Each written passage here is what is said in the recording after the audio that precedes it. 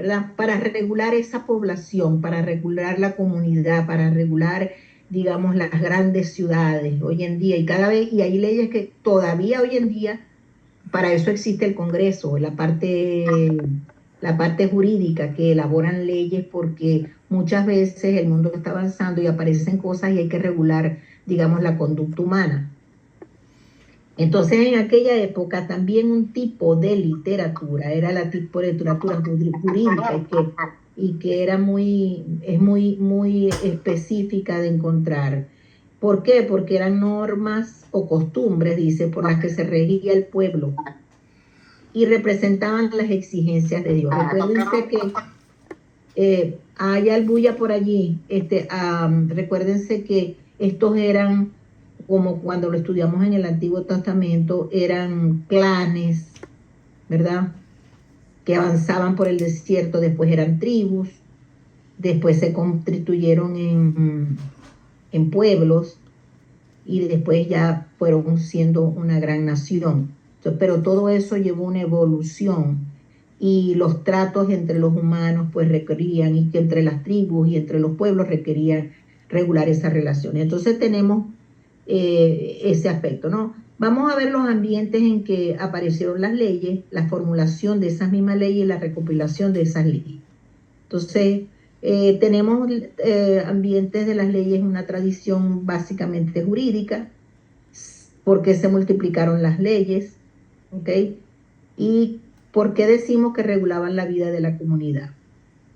La formulación, muchas veces eran formulaciones apocalípticas o casuísticas, y en cuanto a la recopilación de las leyes, vamos a ver cuáles fueron los recursos para recopilar las leyes, los principales códigos y otras colecciones de leyes. Nosotros, por ejemplo, tenemos libros específicos en el Antiguo Testamento que son leyes, normas, reglas que van a dirigir o a regir todo su ambiente. Entonces, bueno, fíjense que la tercera parte del Pentateuco son leyes, aspectos legales.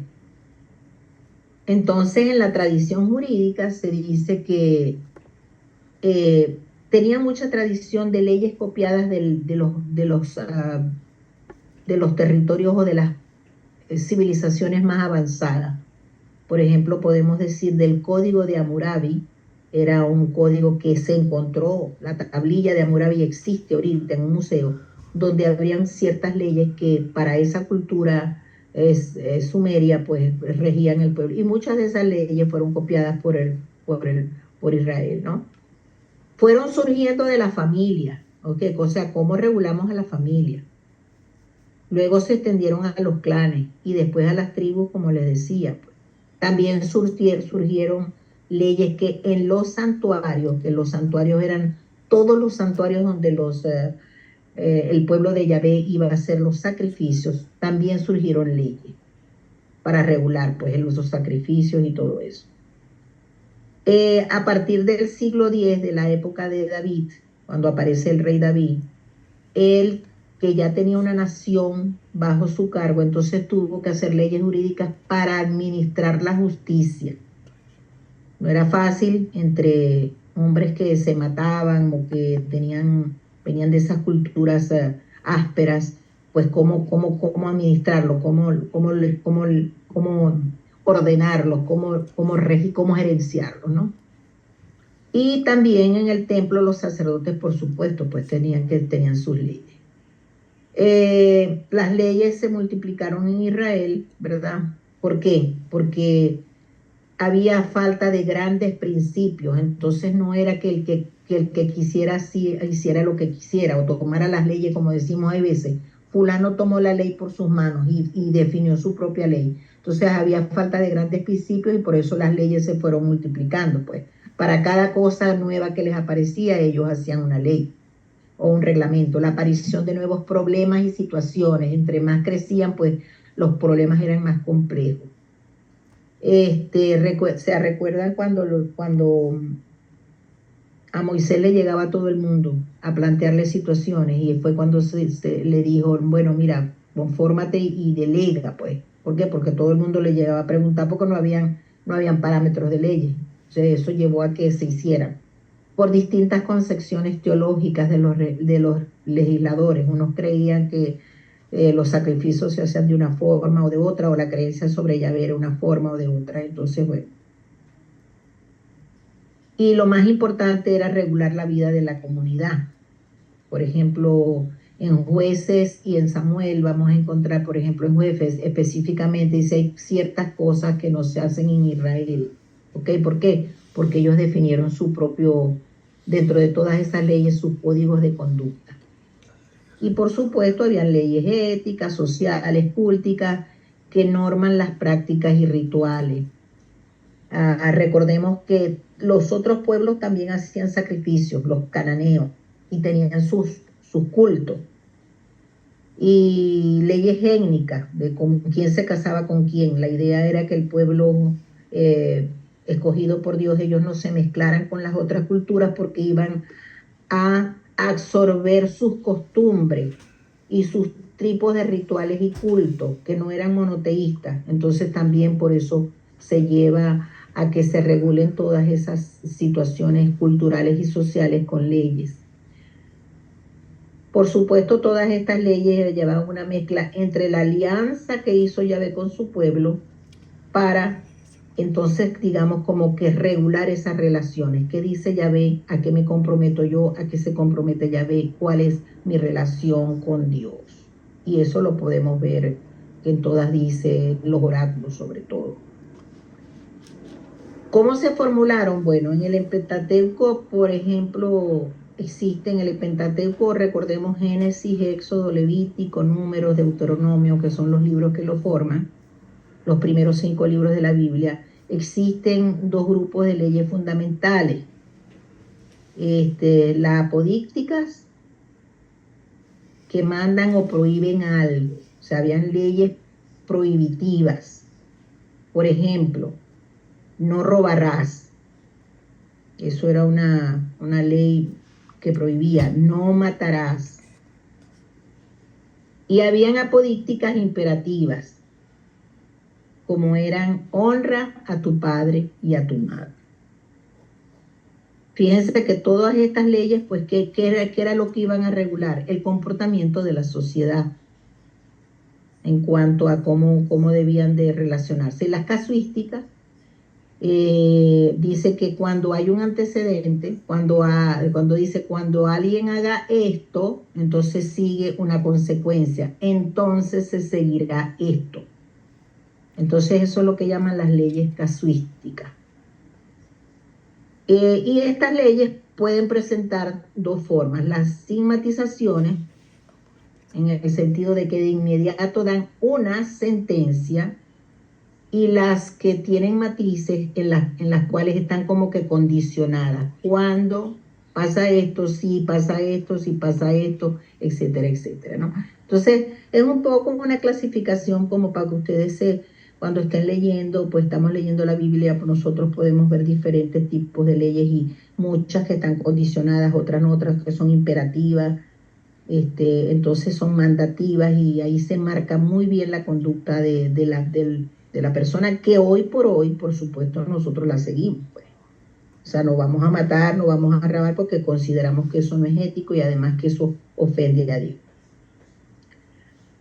¿Cómo la recopilaron? Bueno, nosotros desde que vemos a Moisés en el Sinaí, pues Moisés tiene el decálogo ético, ¿verdad? Los 10 mandamientos, que lo podemos leer bien en Éxodo 20 y parte también en Deuteronomio. También está un decálogo cultural en cuanto al culto, lo relata bien.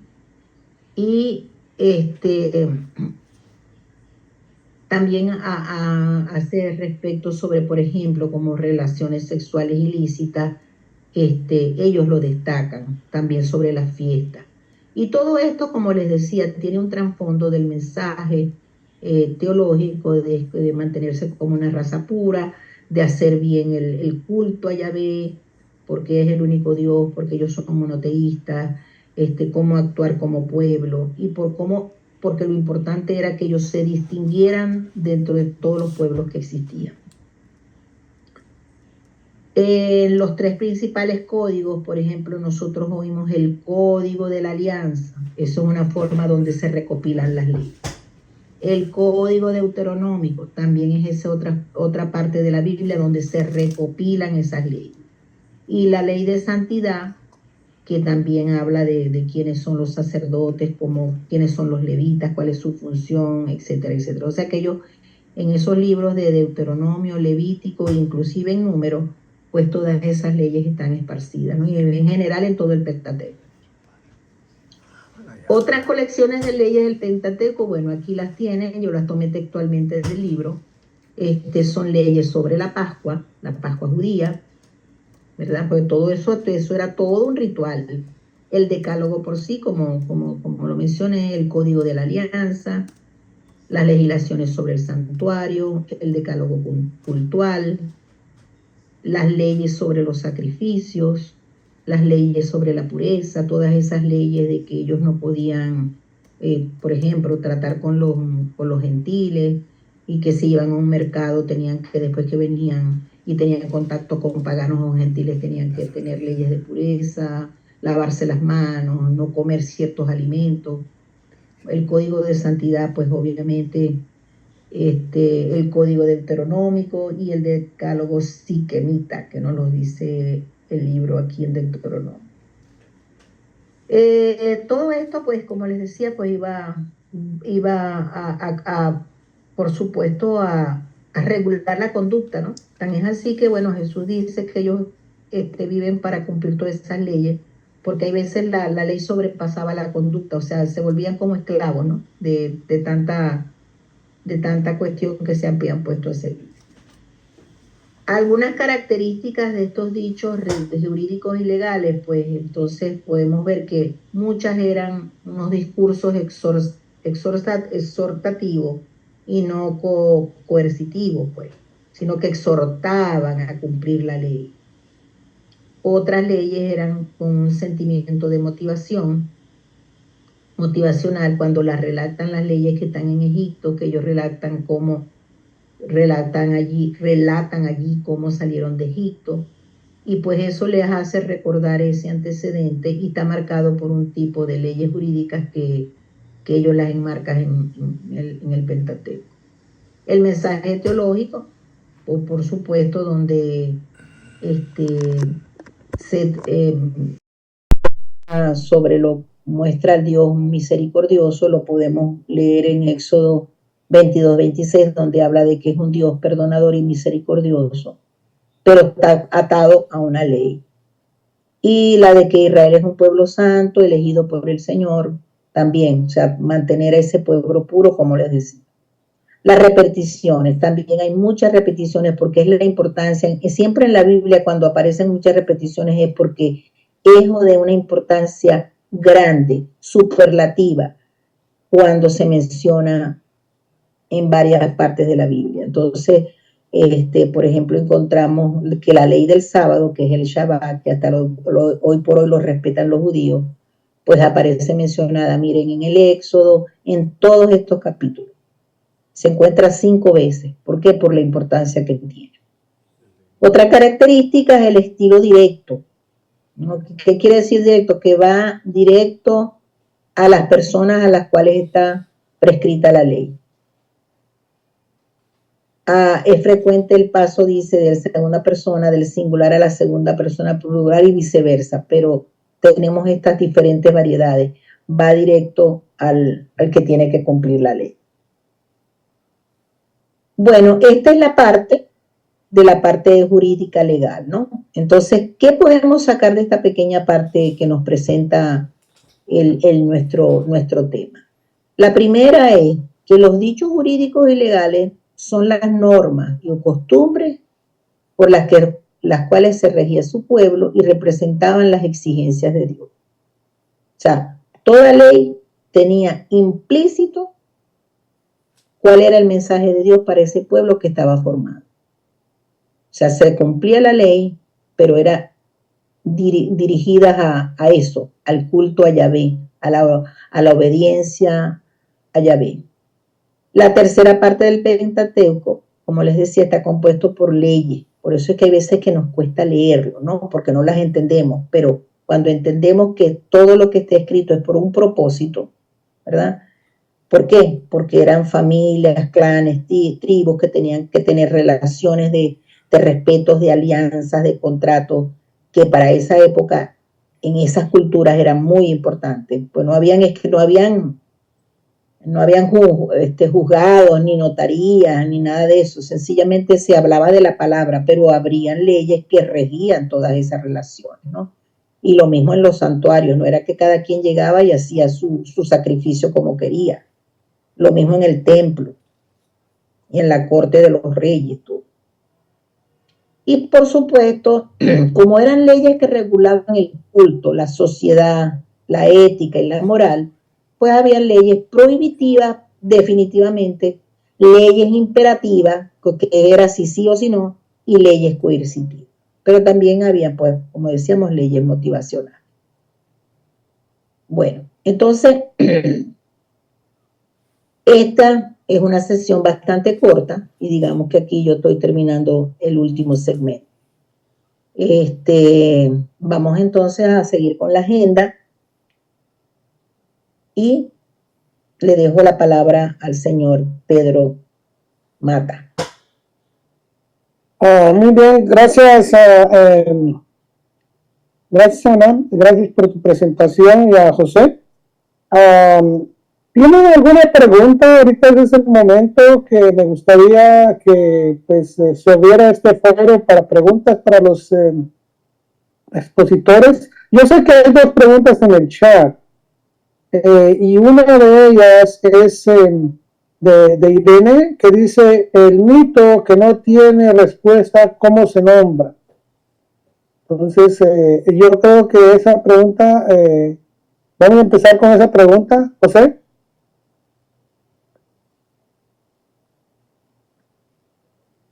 Ella después agregó algo que decía mito teológico, no sé a qué. No, pero él lo agregó Irma Rodríguez. Yo creo que fue, ok. fue como respondiendo a la pregunta. Por eso es que, o sea, José, tu micrófono. El micrófono, ok.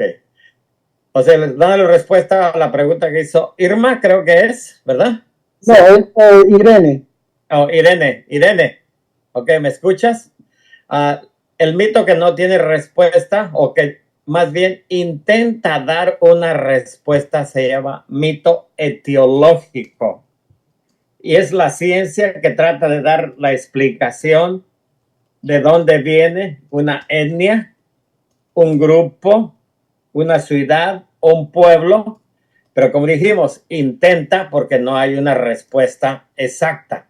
Entonces, cuando decimos, estudiamos la historia que se nos habla, que se nos cuenta cuando la formación de un pueblo, o es que se dice que fue así, que pudo ser de esta manera, pero la realidad no la sabemos.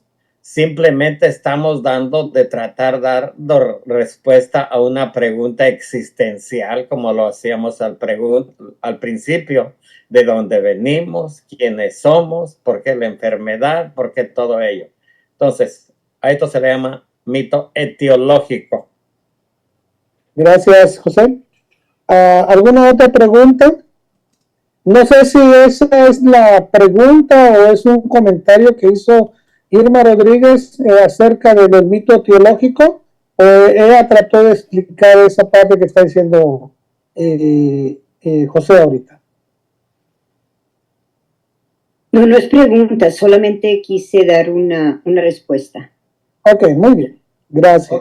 Ok, la respuesta puede ser teológica, puede ser histórica, puede ser el origen de algo, el cual no sabemos, simplemente estamos tratando de decir. Esa palabra ha existido siempre en medicina, se llama patogénesis, ¿verdad, Carlitos? Por ahí. Entonces, ¿qué es lo que dice? Trata de explicar de dónde viene una enfermedad cuando muchas de las veces no se está seguro. En la época de Sócrates y Pitágoras y todos esos grandes griegos, filósofos e historiadores de la medicina también, que existieron en Grecia por allá antes del siglo III. ¿Alguien más? Yo quisiera en vista de que, bueno, no sé si hay más preguntas, yo quisiera que entráramos en un diálogo. Este material que se puede estar enlazando con la clase anterior que dio Feliciano, ¿qué opinan ustedes de esta nueva ventanita abierta? ¿Puede ayudarles a ustedes quizás esto que hemos dado a entender un poco más la Biblia, a entender los mensajes? ¿Qué opinan ustedes? Hasta este punto, hasta ahorita, las 2 clases que llevamos. Sí, pero también pudiéramos incluir lo que dijo Feliciano, porque entiendo que es una clase que se enlaza con esta, ¿no? Todo esto es una introducción a prepararnos a ir a los estudios más adelante de la Biblia. ¿Qué opinan ustedes? Vamos a ver, que todo este material que han recibido nuestro y de Feliciano, ¿qué les ha hecho clic en la memoria, en sus expectativas, en su opinión?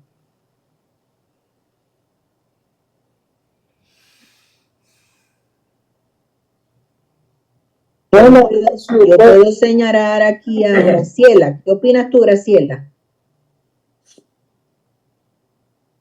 Pues que todo esto es que entendamos que el libro de la Biblia es un mensaje teológico y de el cristiano, pues. ¿Quién más puede agregar algo?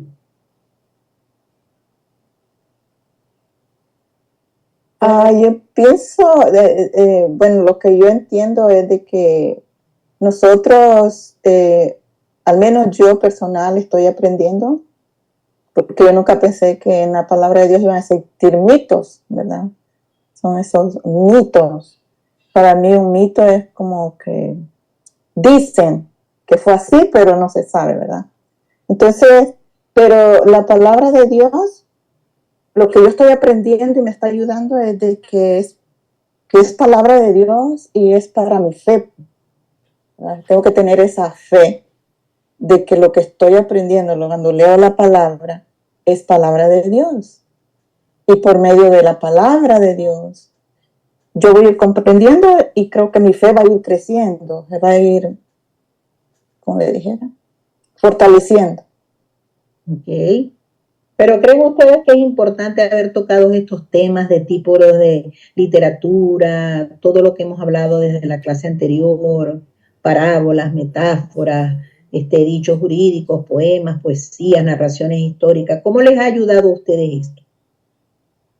En lo personal, la primera clase a estas 2 clases que nos han dado ustedes, para mí fue una apertura en mi mente, el empezar a conocer los géneros literarios que tiene la Biblia, y sé que eso va a ayudar porque voy a empezar a verlo de una manera un poco diferente. Exactamente, que cuando saltemos, por ejemplo, de un texto a otro, de repente, quizás cuando no estábamos tan familiarizados, decíamos, oye, aquí está narrando algo y de repente aparece un canto, aparece una poesía, o aparece, imagínense cuando cojamos el libro de Proverbios, ¿no? Que son puros dichos, muchos imperativos y otros de sabiduría, pero vamos a poder entender que los autores escribieron en diferentes épocas con diferentes propósitos, pero como dice Aide, el mensaje era el mensaje de Dios, ¿verdad? Que nos los quiere transmitir y el cual nosotros, por supuesto, es nuestra guía para nuestra fe. ¿Quién más quiere opinar al respecto? ¿Quién más se sintió que estas 2 últimas clases, estoy hablando de la clase número 1 y la clase número 2, que dio Feliciano y también dimos José y yo, les ha hecho cambiar un poco el panorama con respecto al contenido de la Biblia? Hablen sin pena, o sea, aquí estamos en familia, no hay ni bueno ni malo. Vamos a decir lo que se me ocurre. Bueno, a mí se me está ocurriendo ahorita tal cosa y le echamos pichón. Yo puedo opinar, ¿sí se escucha? ¿No está José Montano por ahí? Sí, se escucha. Hola. No, yo en lo personal pues viene a reforzar muchas cosas porque obviamente uno, pues en la edad de juventud o en este caso no tener esta preparación básica de un curso de Biblia, pues al tomar la Biblia y leerla, pues la lees como que si fuera una, tú bueno, al principio pues la lees o vas a misa y ves y dices, esto parece ser como cuentos narrados, ¿no? O qué tal, cómo está eso que por inspiración, ¿verdad? De Dios y en realidad se suena como que alguien escribió la historia, ¿no? Pero ya cuando te adentras a estudiar y a comprender y a leer sobre todo, ¿no? El Génesis, pues lo lees y dices, ¿qué están hablando, no? ¿Cómo fue que se transmitió a una versión escrita? Es donde ahorita ya como nosotros ya tenemos, como tú lo dijiste, ya nosotros tenemos otra forma de pensar y no es la misma que en aquel tiempo. Cuestionamos mucho con la lógica y es muy difícil que se nos convenza. Bueno, al menos a mí en lo personal, ¿verdad? Yo lo veo así. Y sobre todo estamos llenos de muchas dudas sobre, en este caso, el hecho que tomamos el curso y se nos explique la forma en que se redactó, se escribió, la cuestión de los profetas, cómo los profetas por medio de sueños. Yo en lo personal tengo muchas experiencias de sueños, no sé ustedes, pero yo he soñado con mis papás, con mis abuelos y hablo con ellos, o sea, literal. Entonces, para mí eso no es descabellado pensar que Dios le habla a uno o cualquier otro de nuestros antepasados por medio de sueños se comunica. Entonces, obviamente el escribir todo eso de una forma como lo pensamos ahorita, ya tenemos tablets, ya ni siquiera en papel escribimos. Entonces, en aquel tiempo el hecho de poder escribir no existía ni siquiera papel o el papiro o pergamino, lo que sea. Todo era por versión hablada y a lo mejor se iba pasando la voz, ¿no? Y obviamente al estarse comunicando eso palabra por palabra y cuentos y narraciones, pues se va perdiendo un poquito ahora sí, la forma original, pero la idea está ahí, ¿no? Claro, claro. O sea Entonces que ya, todo eso lo entendemos y lo comprendemos ahorita, porque inclusive ahorita si alguien de tus abuelos o quien sea le pasa la información a alguien de cómo llegaron mis abuelos allá a vivir al pueblo donde estaban y te empiezan a contar la historia de para atrás, de cómo llegaron y cómo se fueron a la ciudad, cómo emigraron y cómo se vinieron a Estados Unidos y todo eso, ¿no? Pues te lo cuentan de diferentes formas, ¿no? Pero sí, para mí, a mí en lo personal sí me he servido bastante las dos clases más profundas del curso básico. Ya con el curso básico ya nos abrimos los ojos, pues, y el corazón sobre todo, y se aclararon muchas dudas que se tenía, bueno, que yo tenía, y ahora con el intermedio se está profundizando un poquito más. La explicación que ustedes dan también ya más concreta. Es un poco complicado tal vez para mucha gente, pero se entiende, ¿no? Que eso, que el fondo pues de todo esto, de la escritura de la Biblia es cómo Dios se comunica con el hombre.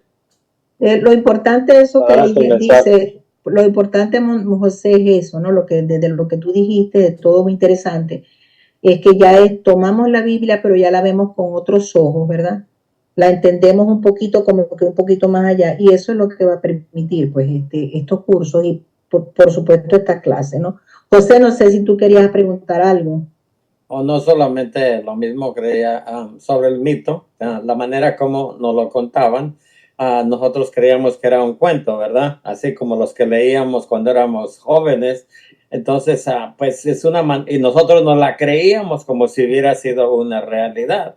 Entonces, el escritor bíblico, y principalmente, como le dije, en el Antiguo Testamento y en el libro del Génesis, vamos a encontrar pasajes que parece como que si fuera un cuento, no que sea un cuento como común y corriente como lo conocemos nosotros el día de hoy, ¿verdad? Pero sí, el escritor bíblico lo que nos quiere dar a entender es algo que sucedió de una manera religiosa. Por eso decimos que viene de Dios. Es teológico, porque siempre estamos poniendo a Dios primero y a Dios de por medio, y que Dios es quien hace todo, y decimos sí, que sea lo que Dios quiera, o que sea día como Dios quiera, y como Dios me dé licencia y todo ello. ¿Por qué? Porque ponemos a Dios primero. Entonces, de alguna manera, creo yo, no sé, los que están escuchando la clase, de alguna manera tiene que servirnos, y a nosotros que estamos aquí también, tú y yo, Pedro y Ofelia, que hemos leído un poco más, creo que cada día aprendemos más y aprendemos también de las personas que participan con su propia reflexión. Así es. Yo tengo una pregunta, disculpe. Branderi, ¿y quién venía? Pedro. Brandy, sí, ahorita. Bueno, yo quería opinar, ¿verdad?, de lo aprendido en la clase anterior y con esta, pues empezamos, ¿verdad?, con crear hábitos de lectura y técnicas también a utilizar para leer la Biblia. Y ahora estamos aprendiendo los tipos de literatura que en lo personal a mí me ha ayudado bastante. En primer lugar, ¿verdad?, compartir con mi familia. Entonces, para crear hábitos, he estado leyendo la Biblia con mi hijo pequeño. Y la importancia de la literatura es de que a la hora de leerlo uno lo va leyendo de una forma diferente. Entonces me dice mi hijo, me lo está leyendo como que fuera una historia. Entonces, dependiendo, ¿verdad?, del libro, ahorita estamos leyendo Génesis, él me dice, mira la forma en que fueron transmitidos de generación en generación. Entonces sí se van distinguiendo los tipos de literatura, pero sí es importante, ¿verdad?, conocer de qué forma fue escrita la Biblia, solamente. Gracias, Brandy. Miren, no sé si hay alguien más que quiera hacer un comentario. ¿Hay alguna otra persona que quiera hacer un comentario? Tengo una pregunta cortita. Irene, ¿y quién dice? ¿Quién más habla por allí?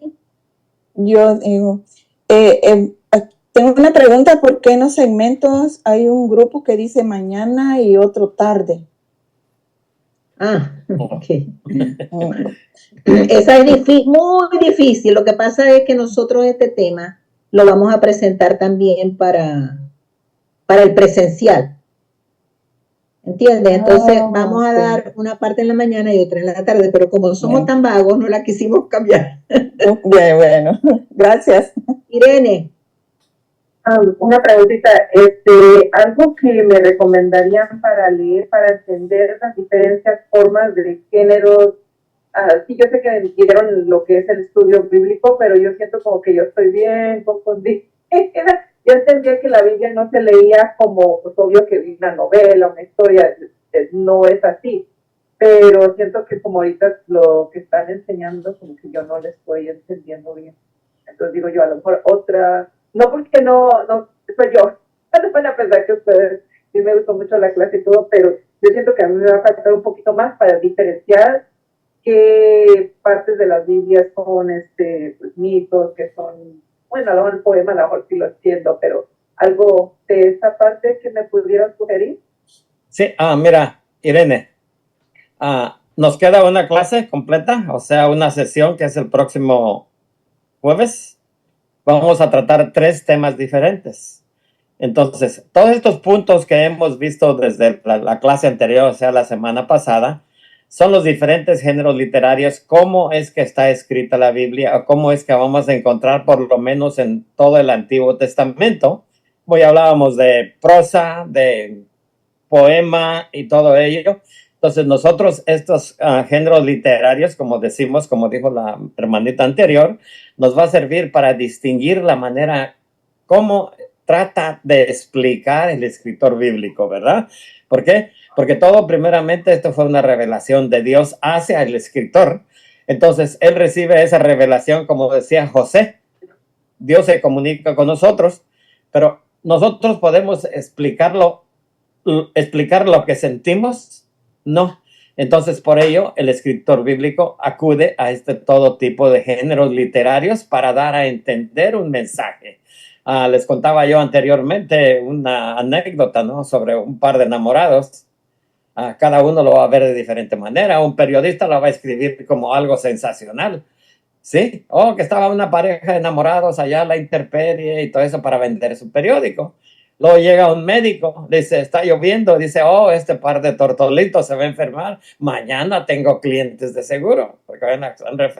Y en cambio, ven a la abuelita y ven a la hija y dice, muchacha sinvergüenza, en mi tiempo no se hacía esto. Pero que estamos tratando de explicar la pareja de enamorados con los ojos que cada uno lo vamos a ver. Entonces, cada uno de los escritores bíblicos de los diferentes temas de la Biblia trata de enseñarnos algo. Y entonces para ello ocurre a todos estos generarios la novela, la leyenda, la saga, la historia, la narración, el cuento, el poema, todo ello, ¿verdad? Exacto. Entonces, las próximas clases vamos a hablar nuevamente, vamos a hablar de los géneros. Estamos en tiempo, dice el jefe. Gracias. No. Gracias. Mira, no nos iríamos el día de hoy de aquí. Medio minuto, quizás José, quizás lo que dice Irene, algún libro que le podamos recomendar, como tú tienes más avance de literatura, le pudieras traer alguna literatura, ¿no? Pero yo recomendaría, Irene, que tampoco esto es para que nos volvamos literólogos, ¿no? Esto es una visión general. Yo, por ejemplo, como lo que hice fue para preparar la clase, decía, bueno, porque esto lo llaman que es una prosa. Y me daban una referencia. Entonces me iba a la Biblia y decía, este es estilo prosa. Esto es un canto. Eso, un canto. Entonces, cuando leas el material y te pongas en la Biblia al lado, se te va a quitar un poco esa angustia, porque la idea es que nosotros tengamos una idea general de qué es cada tipo de literatura. ¿Okay? Eso es exactamente lo que... Exacto. Irene, hay dos libros por ahí pequeñitos, unas cuantas 20, 30 páginas, no son muchos. Se llama Cómo leer el Antiguo Testamento y otro Cómo leer el Nuevo Testamento, de un señor Etienne Carpenter. Y son libros muy pequeños y tal vez los puedas conseguir en Amazon. Gracias. Ok. Muy bien, gracias. Gracias, José, gracias, Ana. Algo que quiero agregar de toda esta conversación que tenemos es, no sé si les mandé a todos ustedes